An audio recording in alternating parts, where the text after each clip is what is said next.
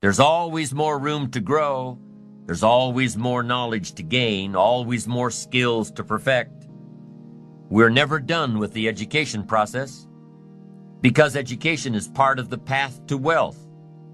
Education and learning is part of the path to health. Continued education can turn you around if you're headed in the wrong direction. We need the mental food that others provide. We need mental exercise. We need to open up our minds to different alternatives. We need to learn to appreciate the other side of the debate so that we can strengthen our own and defend our own. We need to expose ourselves to a wide range of thoughts and philosophies and ideologies. You've got to listen to a variety of speakers, read a variety of books. No one speaker has all the answers for you. No one book has all the answers. You can't get all the answers from one person. We need a variety of influence to give us input, to give us ideas, to manage our business, to manage our relationships, to manage our finances, to take advantage of our time. We need a variety of influences. We need a variety of books in our library. We need a variety of tapes in our video library, our audio library. We need a variety of voices. And here's what else we need. We need a variety of points of view. Points of view can be so valuable. Somebody says, "Did you ever see it from over here?" And you say, "No." So you step over there where they are and you take a look back over here from their point of view. And you say, "My gosh, I never thought from this perspective. It's so different. No wonder you think the way you do." Here's the clue. Take advantage of all that's available in terms of mental food and mental exercise. Be eager to learn. Always be eager to learn, no matter how far along you are in the journey, no matter where you are in your success. Keep that eagerness to learn. Gather up as much knowledge as you can. And then what? Debate it. Put it all on the table and look at it. Dissect it. Turn it around and stare at it. Ask questions. Make statements. Don't take it for granted that one person has all the answers you're looking for. Take their knowledge, but don't take it as the only knowledge. Make sure that what you finally do, the model you develop of strong appreciation for your own style and your own methods and your own process for achievement, make sure that what you finally do is a product of your own conclusion. That's what's valuable. Not to just go do what someone says without debating it. Consider the source and then do it your way. You can take an interest in what someone says, digest it, take notes on it, but then debate it. Look at it from all angles. Be a student, not a follower. Building your ambition is a process unique to each and every one of us. Gather all the knowledge that you can. Then develop your approach as a product of your own conclusions. Your own conclusions, not someone else's conclusions. Your own conclusions. You can't fall for other people's philosophies. They may not be right. As you collect knowledge, you must sort through it and find out what's valuable. Then you can develop your own philosophy. And your own philosophy becomes the most important of your guidance systems, one of your guiding lights. So develop your own plan, lest you get into trouble with someone else's. And debate the plans of others, the philosophies of others, the achievement styles of others, the way others appreciate themselves. Debate all this. Why? Because it affects everything. The value you place on your plan, the value you place on yourself, the value you place on life in general affects everything around you. It even affects how you respect time, the 24 hours a day given to each of us to do with as we please. There's a connection between appreciating yourself and appreciating and respecting time. People who appreciate themselves understand and respect the use of time. Here's what I call the best-kept secret of the rich. Interesting discovery that I made one day. I couldn't believe it when I found out that rich people have about 24 hours a day, and poor people have about 24 hours a day. Wouldn't that drive you mad until you found out what the difference was?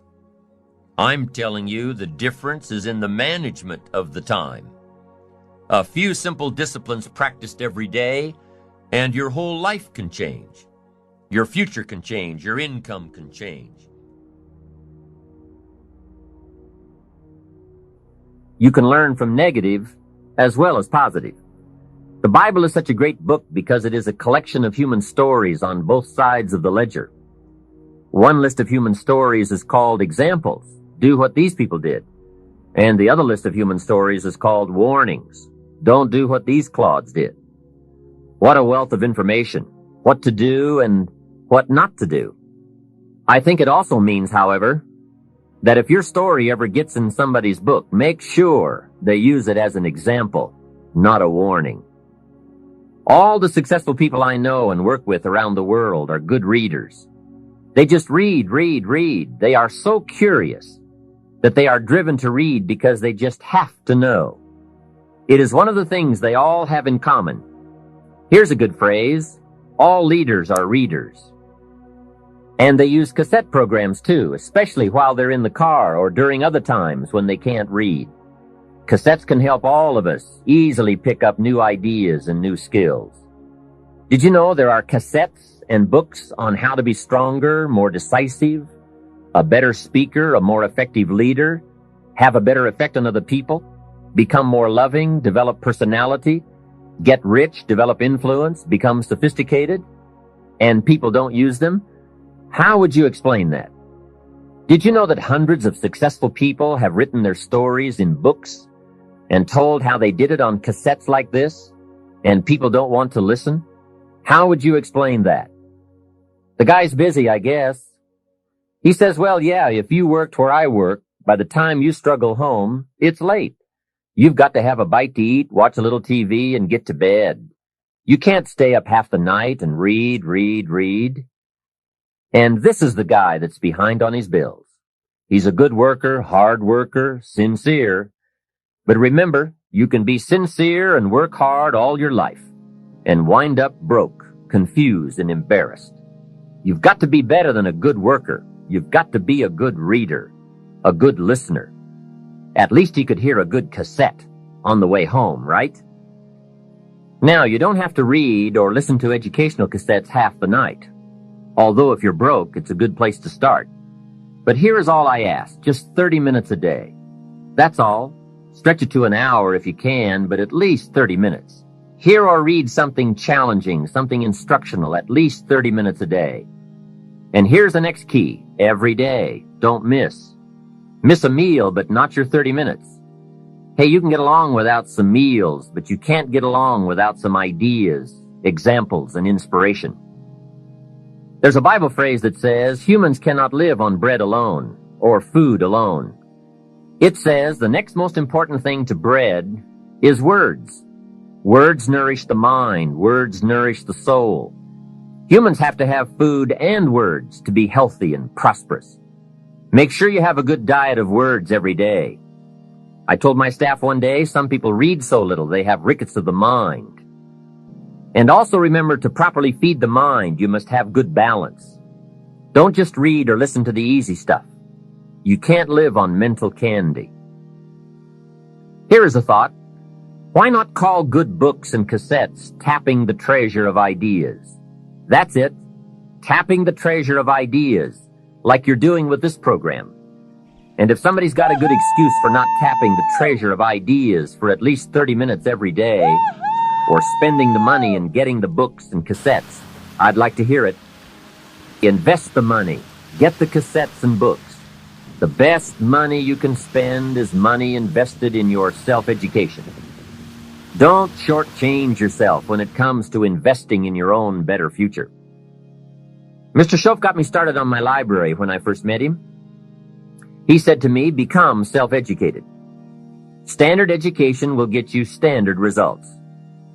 Check those numbers and see if that's what you want. And if it isn't, if you want something better than standard, You must become self-educated.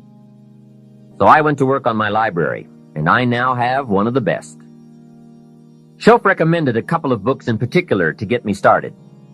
Now, I had a Bible, that's 66 books, so that was a pretty good start, and my parents saw to it that I had a good study of the Bible. But the first book Mr. Shoaff told me to get was the book Think and Grow Rich by Napoleon Hill. If you don't already have it, it's a great one to add to your library. Earl Nightingale has put it on cassette. The title should intrigue you, Think and Grow Rich. I read it several dozen times. Shoaff said repetition is the mother of skill. And if you could have seen my bank account at the time, you would have known I needed lots of that kind of repetition. Some of the ideas in that book made major changes in my life. As I look back now, the book was worth thousands, and I bought it for pennies. I learned a very valuable lesson. There can be a great deal of difference between cost and value. Before I met Mr. Shoaff, I used to ask, how much does it cost? After I met him, however, I soon learned to ask, how much is it worth? I started basing my life on worth instead of cost, and everything changed.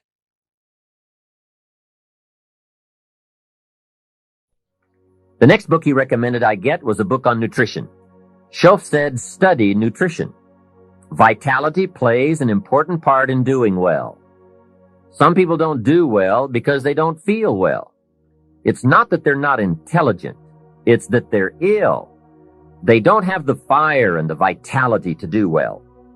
So he really got on me about nutrition. Now, some of those health books are a bit weird, but you can separate out the weird stuff. There are cassettes on nutrition too. Remember, don't be a follower. Be a student. Someone says, I read this book. Should I follow? And the answer is no. Read at least 2 books and make up your own mind. Don't be a follower. Be a student.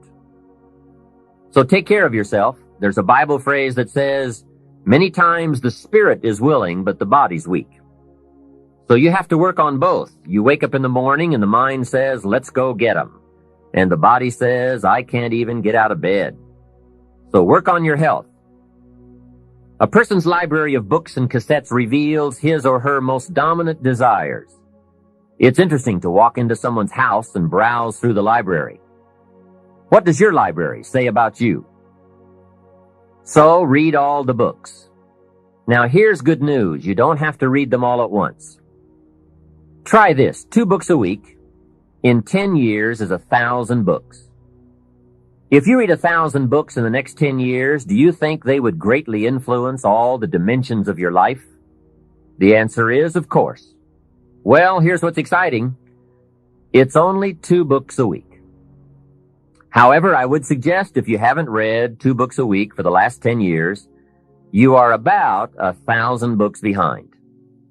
Can you imagine the incredible disadvantage it will be 10 years from now to stride into the marketplace 1,000 books behind?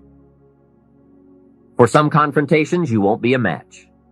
And for some opportunities, your knowledge will be too lacking. For some values, your philosophy will be too shallow. Missing skills, missing knowledge, missing insights, missing values, missing lifestyle. It could happen if you don't read the books. Remember, the book you don't read won't help. Let me give you 3 ways to find out how to change anything. Any life direction, any dimension. Here's 3 ways to find out how to change anything. Number 1 is to read. Become a good reader. All of the successful people I know and work with around the world, they're all good readers. Curiosity drives them to read. They gotta know. They just read. Become a good reader. Now, that's my opinion.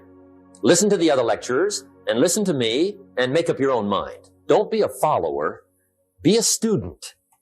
Okay? I say, really, for life change, you gotta read. One way to learn is from your own experiences, but another way to learn is from other people's experiences. See, one book might save you 5 years if you read it. Did you know there's books on how to be stronger, more decisive, be a speaker, be a leader, have a better effect on other people, develop your personality? Did you know there's books on that? And people don't read them? How would you explain that? And they can read. Did you know that hundreds of successful people have written their stories in books and they wrote down how they did it and people don't read it? How would you explain that? The guy's busy, I guess. You know, you get tied up. The guy says, well, yeah, you work where I work. By the time you struggle home, it's late. You got to eat a bite of supper, watch a little TV, get to bed. You can't sit up half the night reading. And the guy's behind on his car payment. Good worker, hard worker, sincere. But you got to be better than sincere and work hard. Otherwise, at the end of your life, you'll wind up cold, stony broke. You got to be better than a good worker. You got to be a good reader.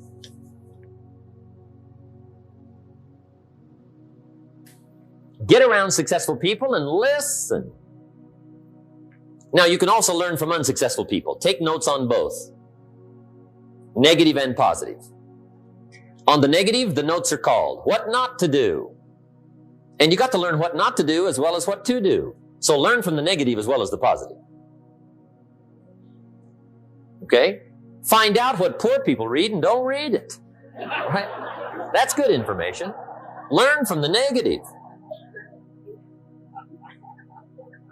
But now you can also learn from the positive. Get around successful people. Listen to what they say. Listen to how they say it.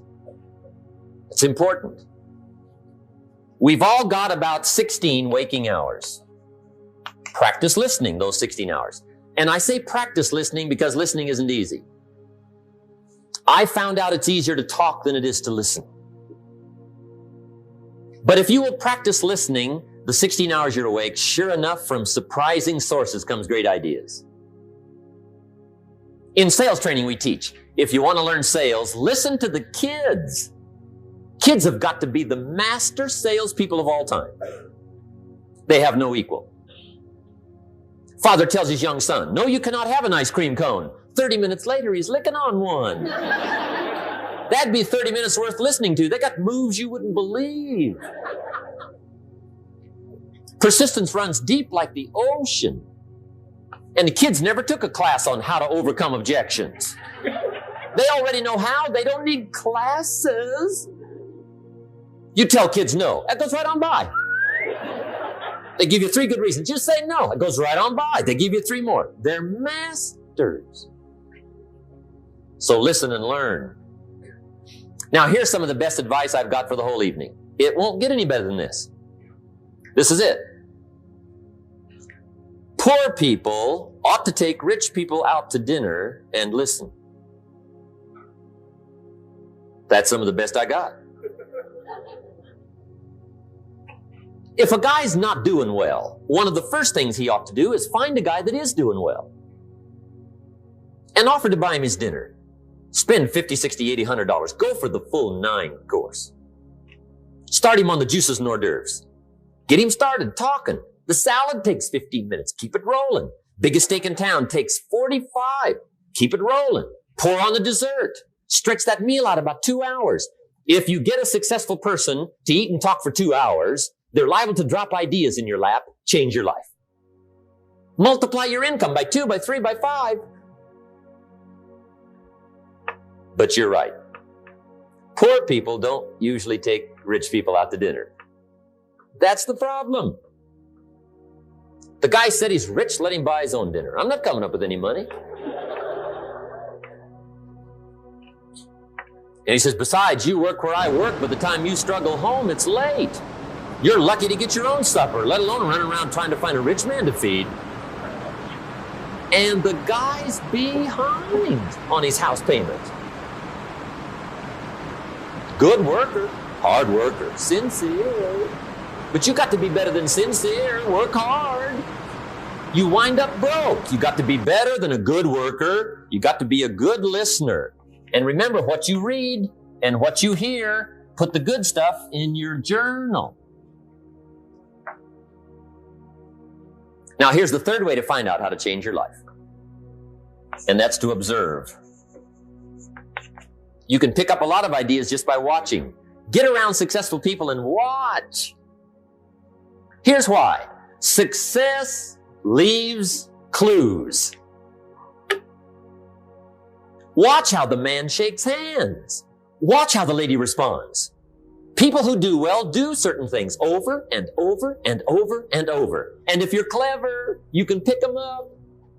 Watch it all. If a guy's making $10,000 a month, I'd watch how he walks. Maybe that's it. Copy his funny little walk. Somebody says, well, that's kind of a silly walk. Say, it's 10,000. I haven't got the money yet, but I got the walk. It's bound to start somewhere. What I ask you tonight is to be unusual and be a good observer of what's going on. You can pick up ideas that can change your life starting tomorrow. Just be a more careful observer. Now remember, there's two ways to see. One is called sight. See with your eyes. The other one is called insight. See with your mind. See with your eyes, you'll see things. See with your mind, you'll see answers. Put your eyes and your mind to work. And the best advice on developing sight and insight is pay attention. Don't miss anything. In the weekend seminar we teach, one of the greatest fatalities to success is preoccupation, lack of concentration. The guy's mind wanders. See, you wind up average. You've got to learn to zero in and concentrate. I read a good article one time, Reader's Digest. The title was, Wherever You Are, Be There. Excellent. Don't miss anything.